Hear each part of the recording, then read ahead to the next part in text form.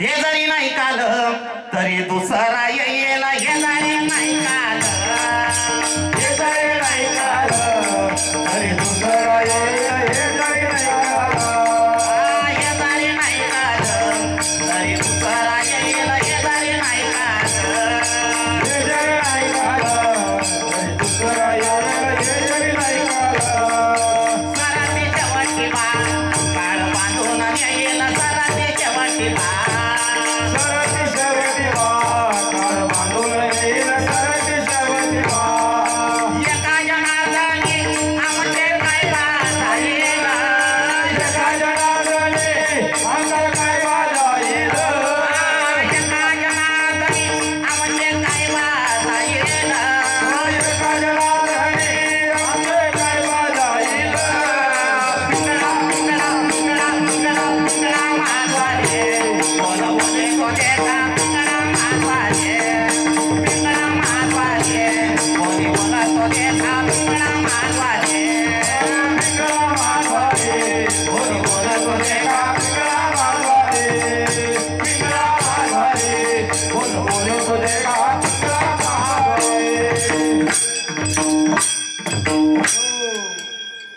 काही मंडईत म्हणत दारू लई नाही आपले, काय लई नाही, दारू पिण्यात बड काम होईल जसं आपलं बाई, पण दारू सोडी काही ना काही वाटोड वस म्हणे, काय शेती असले लई नाही,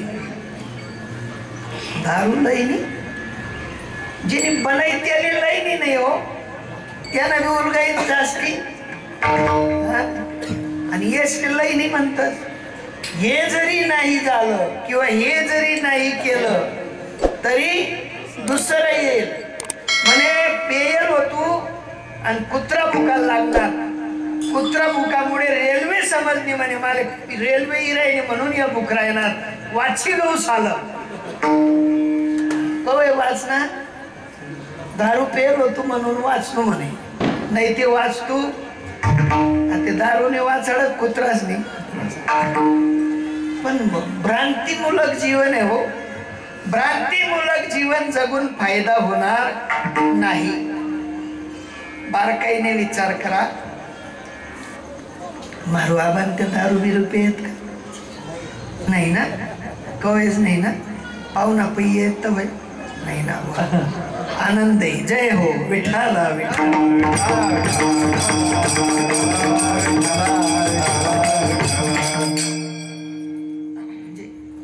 आनंदाची गोष्ट सांगतो. कीर्तन आहे ना, आम्ही एकदा आजीबाईनं कीर्तन लिखवतो, कीर्तन बिर्तन व्हायना, दाजी सांगत मला फाशी लाईन मारेल होती म्हणे आजी, आणि कीर्तन तीन काय फायदा रे म्हणतात, तटेत सांगतात. जे विषय असा आहे की पाप झाकान करता मी म्हणते म्हणस कीर्तन ठिर्याव आजी ना, पण साधू महात्मे म्हणतात की ज्यांच्यामुळे कीर्तनाचा योग येतो तो जीव स्वतःही तरतो, तरले तरती हा भरवसा, नामदार काच्या ठसा, नामदार काच्या ठसा, नामदार काच्या ठसा, नामदार काच्या ठसा, नामदार काच्या ठसा, नामदार काच्या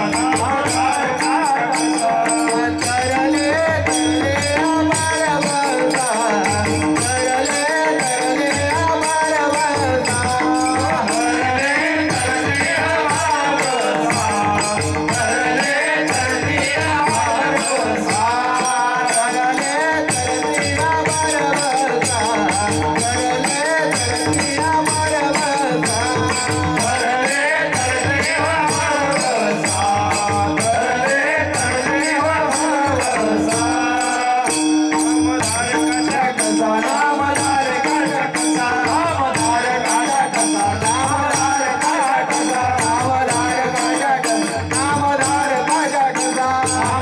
काच्या ठसा,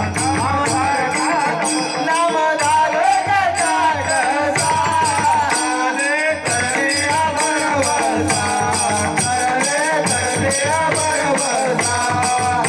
करले अमर वरदा, करले करले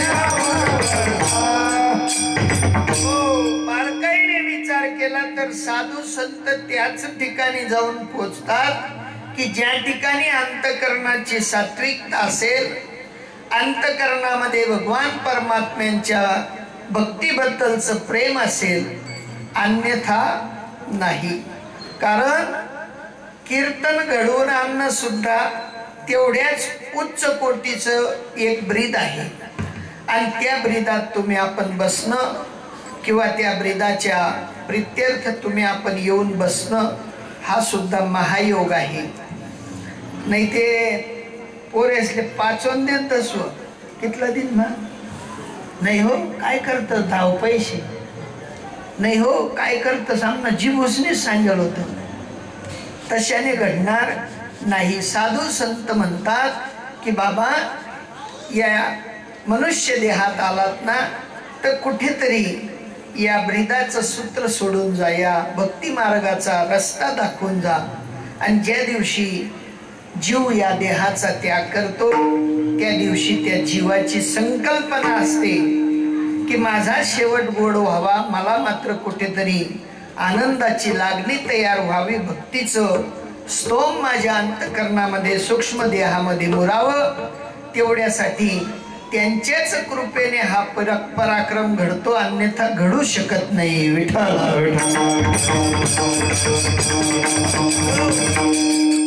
कोणा बी दावाल कीर्तन होत नाही, कोणा बी घर पाचिले कीर्तन होत नाही, कोणा बी घर काही कुठलाही घरभरणीचा प्रोग्राम असेल तरी कीर्तन घडत नाही, कोणा वाढदिवसले बी कीर्तन होत नाही. पण ज्यांच्या वाढदिवसाला कीर्तन आहे, ज्यांच्या घरभरणीला कीर्तन आहे, ज्यांच्या दशक्रिया विधीच्या आदल्या दिवशी कीर्तन आहे, ते घर समजायचं स्वर्गातच आहे यात संदेह नाही. विठ्ठल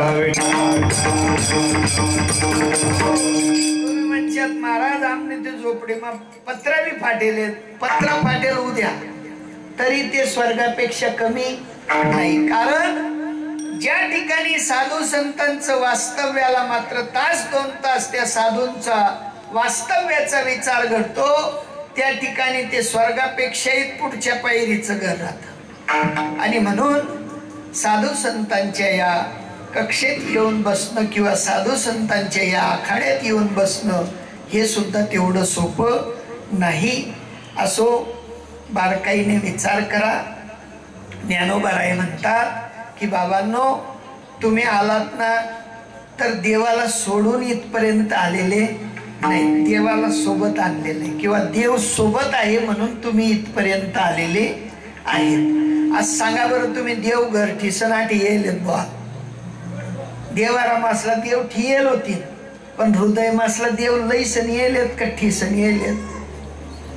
हा आटे हातलाई देखा देव घरशे काटेशे आमले अजून मी अंदाजे चालू आहे ना, आमनं अंदाजे करू नका बर का. देव आहे, देव आहे, हृदय मंदिरी शोधुली पाहे, देव नटला नाना परी भरुनी उरला चराचरी.